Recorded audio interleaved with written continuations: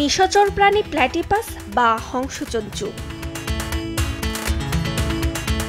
স্তন্যপায়ী হয়েও বাচ্চা প্রসব করে না, বরং ডিম দেয় এবং ওই ডিম ফুটে বাচ্চা হয়।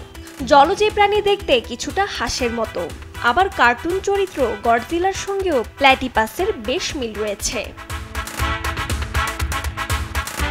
প্ল্যাটিপাসের সবচেয়ে গুরুত্বপূর্ণ বাসস্থান অস্ট্রেলিয়ার উপকূল, কিন্তু উপকূলের পরিবেশও ক্রমেই দূষিত হচ্ছে, আর এর ফলে বিগত 3 দশকে উল্লেখযোগ্য মাত্রায় কমেছে হংসচঞ্চুর অস্তিত্ব। বিশ্বের বিপন্ন পরিবেশের মধ্যে প্রাণীটির অস্তিত্ব সংকটের আশঙ্কা করছেন গবেষকরা। অস্ট্রেলিয়ার অনন্য প্রাণী প্ল্যাটিপাস সংরক্ষণে বিশ্বের বৃহত্তম এবং প্রথম সংরক্ষণ কেন্দ্র প্রকল্প নিয়েছে তারঙ্গা ওয়েস্টার্ন প্লেন্স চিড়িয়াখানা, যেখানে এই প্রাণী সংরক্ষণে সব সুবিধা রয়েছে।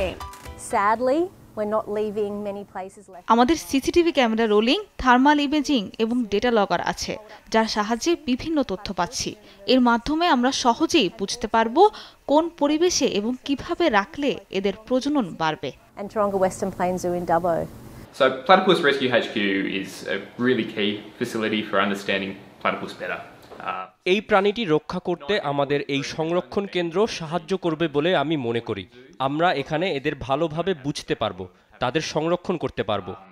So for us to better understand how to breed platypus.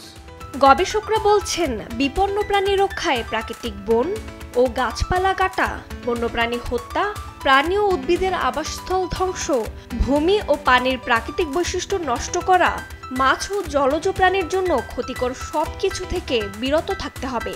আর সর্বোচ্চ পর্যায় থেকে কঠোর ব্যবস্থা ও সচেতনতা না নেওয়া হলে শুধু জীববৈচিত্র্য নয়, পুরো বিশ্বই হুমকিতে পড়বে। রজনী রহমান, নিউজ ডেস্ক, দেশ টিভি।